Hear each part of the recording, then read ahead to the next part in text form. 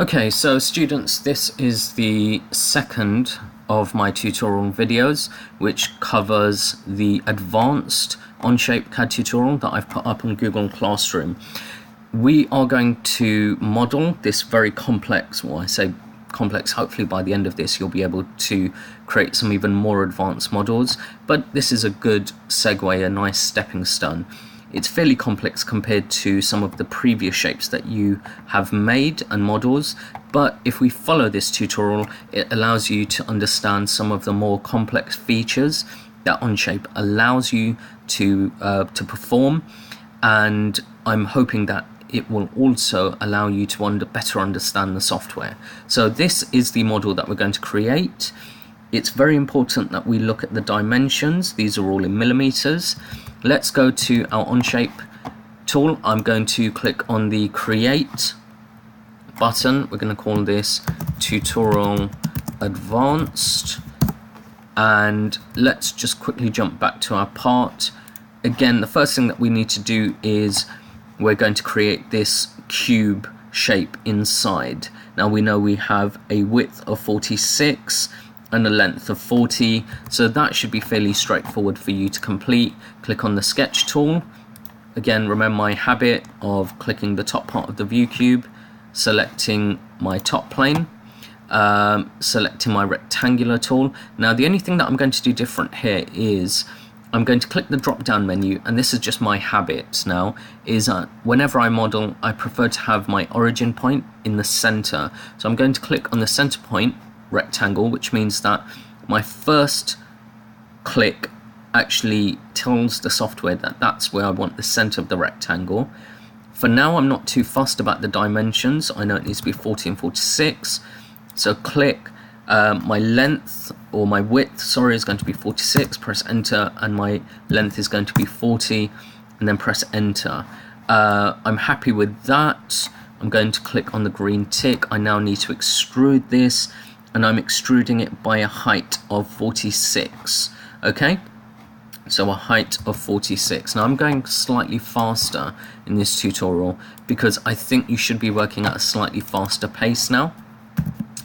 Click on the extrude tool, click on that shape I sketched, type in 46, green tick, and we're happy with that. Now we need to be very careful of ensuring that when we create any additional features, that we know that this width here is our 46 and this is 40, because if we rotate around sometimes we might miss that, and they are very close.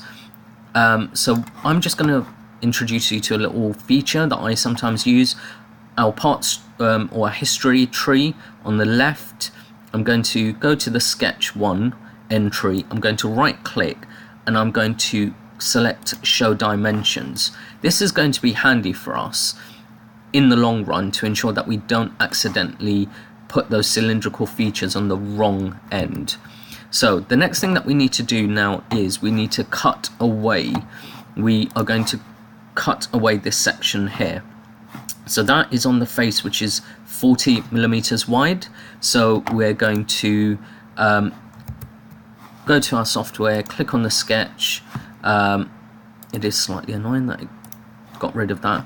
So hang on, let's just click on the tick. So show dimensions. We know that that's our 40 millimeters wide. So we're going to angle on that. So it's the sketch facing us. Click on that, and we're going to click on the left plane here because we want to look at this dead on. Now we need to create a cutaway of 24 millimeters wide, and I can't see it on that particular view. Let's go to and 30 millimeters high. So first let's create a rectangle which is 24 millimeters wide, 30 millimeters high. Okay, so rectangle, click somewhere. I'm just going to switch to coordinate rectangle. So click and then click. So we said it was 24 millimeters wide. Type in 24, and then this one was 30 millimeters wide. High. Now the problem here is, first off, we've got the correct dimensions of this rectangle. The only problem now is we do not have it in the center of this face. We don't have an equal spacing around. So how do we perform, or what particular tools or features can we do? We can use a dimension tool not just to set the dimension of a line, but we can also use the dimension tool to allow the software to place things in the correct dimension. In the correct layout or arrangement. So I'm going to click the dimension tool, and I'm going to click this line and this edge, and I'm going to drag it down here, and for now I'm just going to leave that as it is, and then I'm going to select this line and this edge, or that line as well, and just leave it as it is. Now here's a bit of basic maths. Okay, if our, let's see if I can show the dimensions. Okay, in another sketch it won't show the dimensions. We know that we have a height of 46. Okay, so if we've got 46 as the height, and then we've got 30, we know that 46 take away 30 leaves us 16. Okay, which if we now divide by 2, so to ensure we're getting the same gap on both sides, 16 divided by 2 is 8. That is now in the center. We need to do that for the horizontal layout as well. So again, we have 40 millimeters as the width. So 40 take away 24 is 16. Okay, and then 16 divided by 2 is 8, to ensure that we're getting the same gap on both sides, 8. And if we now enter that, we have the same spacing around. This is now in the center, so we're happy with that. Click on the green tick. Now I've not shown you this particular function before. We can also use the extrude tool to remove a region. Now, as the default settings on the context menu, if I click on that rectangle, it extrudes it. We do not want that. So I want you to click on the remove feature, and what you can do is either, and there's quite a few ways of doing this, so there's a really messy way of doing this, which is you drag this all the way across so you know it's definitely come out. What can sometimes cause a problem is if you model something here, it will also get rid of that. So what I tend to do is I click on, from rather than blind, I go to up to next, and it will automatically go to that next, or I think it's the same thing, up to face, no, up to next. Or you could remember the dimension, which was 46. So 46, you just type that in and then click enter. We know that that is the width. So we have now removed that cutaway. Rotate around there, you'll see that it's gone all the way through. That's great. Let's go back to our tutorial. We're now on the section where we are going to create this cylindrical feature. So again, we're going to sketch on this side of our shape, and now it's a lot easier. We don't need the dimensions to show up because we know it's going to be on this face. So click on sketch, click on this plane, and let's click on that back face, so we are working on it dead on. We're going to select the center point tool. Now you could snap to the center, and you could do that. However, again, I want you to get used to using dimensions to arrange things. So first off, we have a diameter of 36, so let's type that in, 36 as our diameter. Now we need to use the dimension tool to arrange. So first we're going to click on the face or the edge, and then click on the center point of the circle. Now that needs to be essentially this halved. It needs to be halved, which is half of 46 is 23, so we're going to type in 23, and then we're going to do the same for the vertical layout. So again, click on the bottom or the top, and then the center point of the circle, drag that dimension out, and then 23 again. We can see that that dimension is now in the center. Click on the green tick, and we can extrude that. Select the shape, select how far it needs to come out by. We know that it's 92 from one end to the other. So what we do is we take away 40 from 92, and then we divide that by 2, which is so if we take away 40 from 92, we're left with 52 millimeters. And now but that's 52 on both sides. Now we divide it by 2, which is 26. So we're going to type in 26 here, and then click on the green tick. Now you could, to make that feature on the other side, completely repeat what we did. However, the point of these video tutorials is to show you some features. So I'd like you to have a go, maybe going through some of these features and seeing if you can create, I mean the mirror tool really is what I'm hoping for you to have a go at using.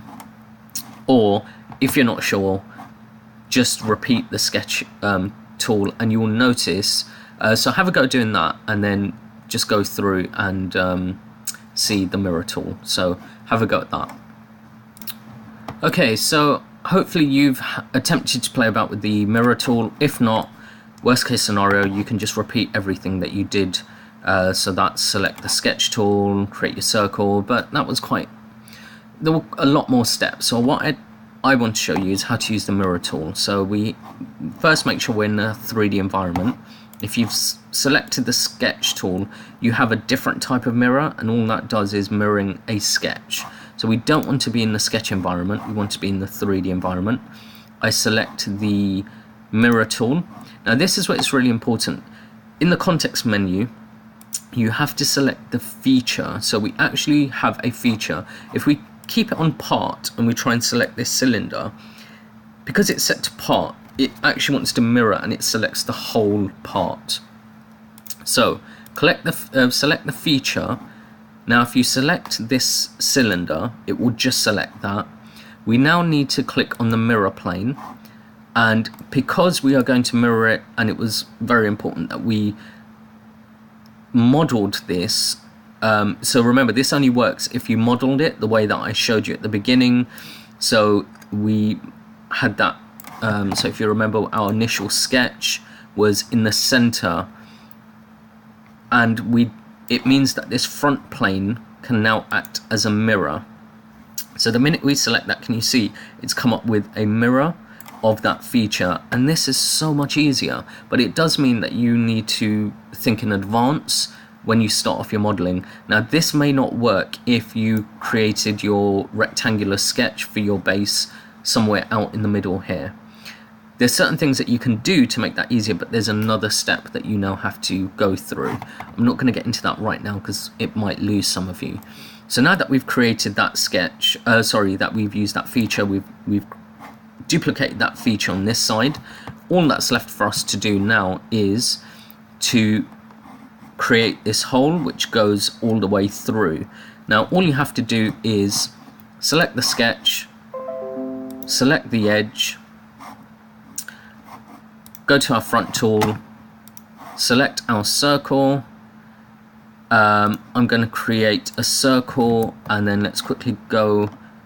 So we've got an 18mm diameter. So 18mm diameter. Use the dimension tool to place that to the edge. There to there. In this case it should be 0, so we want it there, and that end to there, which was half of the height. So half of the height, 46, so it's 23. That's now in the center. Click on the green tick, click the extrude tool, remove, select that circle going all the way out, and then we are going to go all the way through. So the complete width of the part was 90mm, and we can see it's gone all the way through. Click on the green tick. Oh, it has gone all the way through. Let me just double check that. 92, sorry. And that's quite good, because what do you do now? You could click on the undo. However, I would like you to get used to using the parts tree or the history tree to edit a feature if it's gone wrong or if you've changed the dimension. So I'm going to right click on the extrude tool, go to edit, and then change that to 92. and that's now gone all the way through. So well done, you've now created that part. What I'd like you to do now is, using all of the features I've showed you, let's see if you can make this one and then this one. This one is incredibly complex, I'd be very impressed. So that's it from this tutorial.